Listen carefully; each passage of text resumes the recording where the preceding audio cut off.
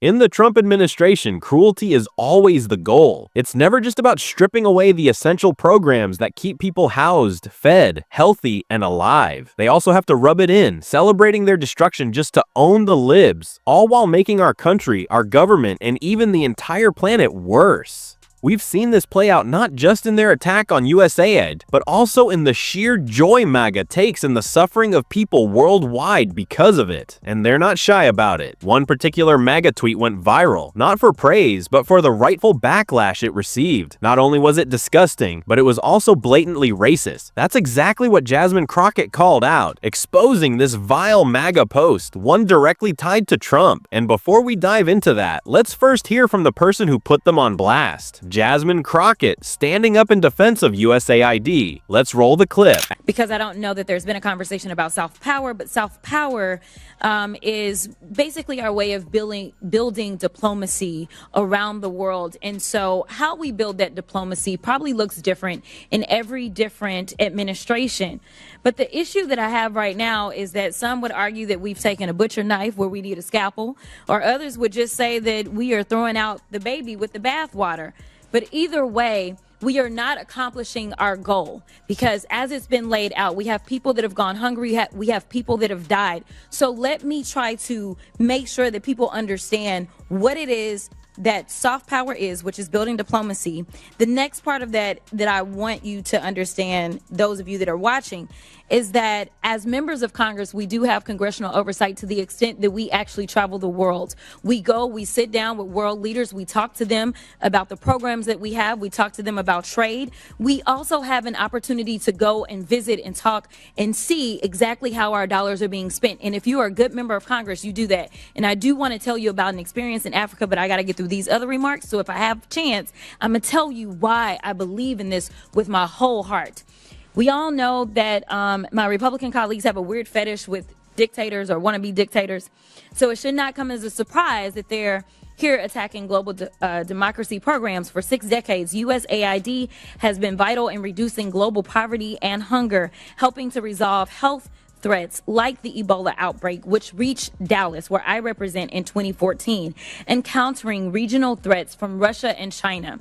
Not only is pro-Putin President Trump threatening economic warfare against our closest allies and partners, he's blaming Ukraine for Russia's invasion, threatening military force against Greenland, and starting tariff wars with Canada and Mexico. He's also defying a court order to release billions of dollars in U.S. foreign aid.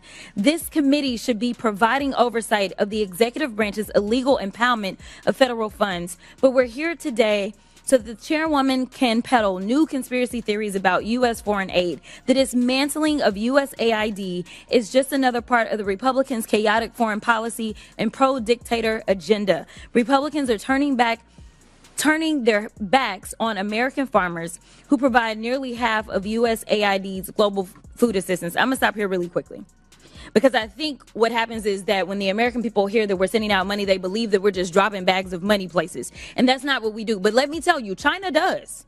China does, because I've sat down and I've talked to people, and one of the reasons that we are behind China is because they have argued that there is no red tape, and China is like gangsters. Like, think about the biggest, baddest guy offering you money when you want it, like a loan shark, right?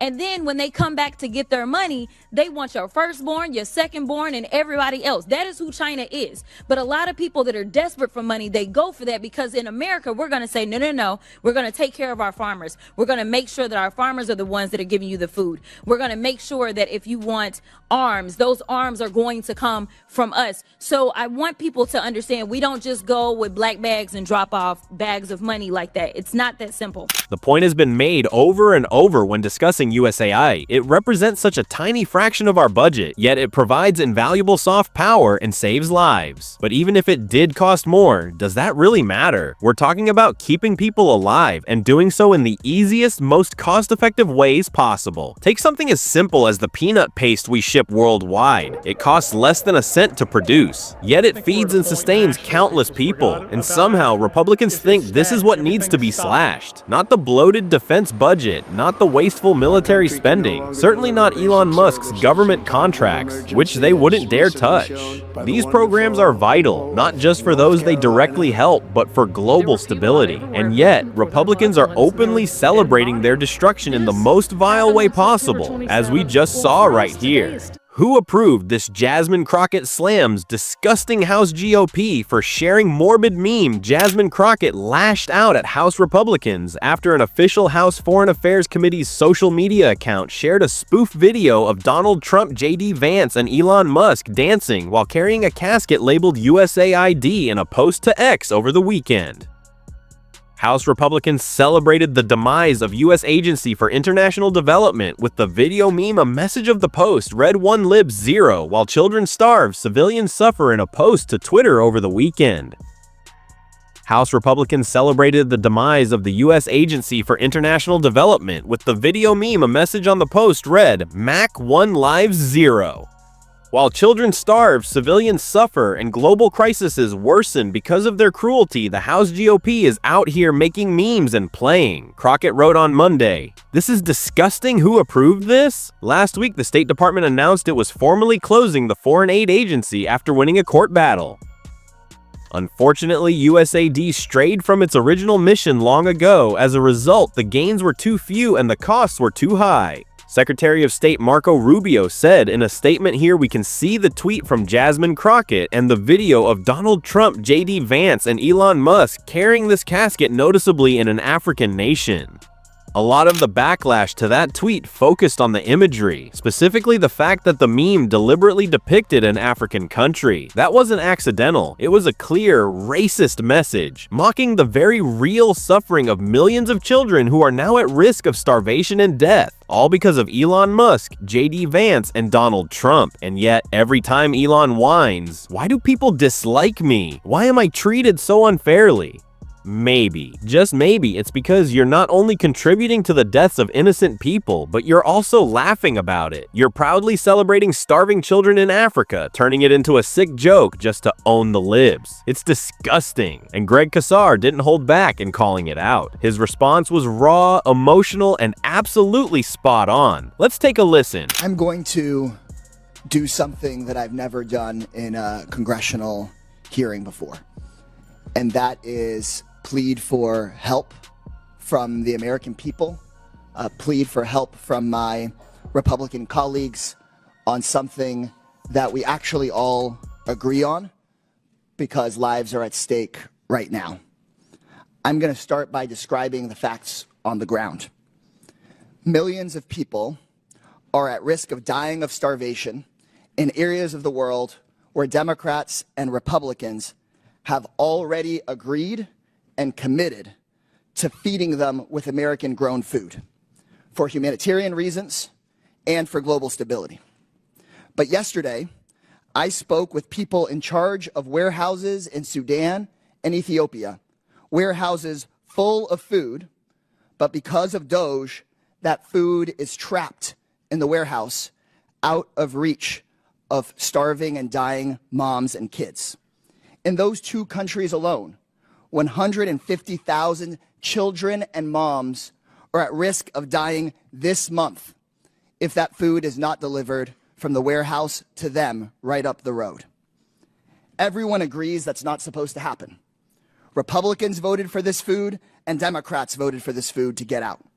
Secretary of State Marco Rubio says the food should go out as part of his life-saving waiver. Doge Chairwoman Marjorie Taylor Greene started this hearing by saying that life-saving food programs should still be running.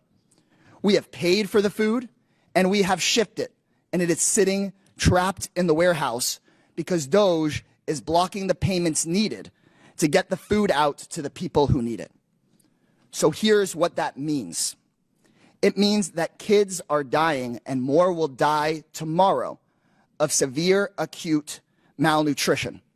If you want nightmares, just Google severe acute malnutrition and look at the photos. The worst people in the world are running our government, and they're celebrating as they dismantle it. That's the plan. I always think back to Russ Vought, who openly admitted that he wants government workers to feel traumatized coming into the office. That's the goal. They want people to believe government is broken so they can break it even further, privatize everything, and hand themselves massive tax cuts. And while they're doing this, Trump is out there pretending we're in some kind of golden age, that tariffs will save America, that gutting USAID will somehow bring us back. It's absurd. That's why the tariff argument is especially ridiculous. Who does it hurt most? Two key groups: manufacturing, which Trump claims to be reviving, and American farmers. But let's be real. Trump gutted manufacturing investments from Biden's Inflation Reduction Act, stripping funding for green jobs and sustainable industry. And USAID? It spends billions buying American farm goods. Funding that's now wiped out. So don't tell me Trump cares about farmers or manufacturing. He's actively sabotaging both, and Jim McGovern called him out on it. Let's take a listen. Speaker, this rule contains tariffs, and I don't understand why the gentlelady supports these tariffs. She represents a district with over 50,000 farmers, the second most of any member of Congress. And during the last trade war started by Trump, American farmers lost $27 billion in agricultural exports. It's farmers in the gentlelady's district who are being harmed by these tariffs. So I don't understand why she supports them. There's no consistency in Trump's or MAGA's approach, because why would there be? None of their actions are rooted in ideology or governance.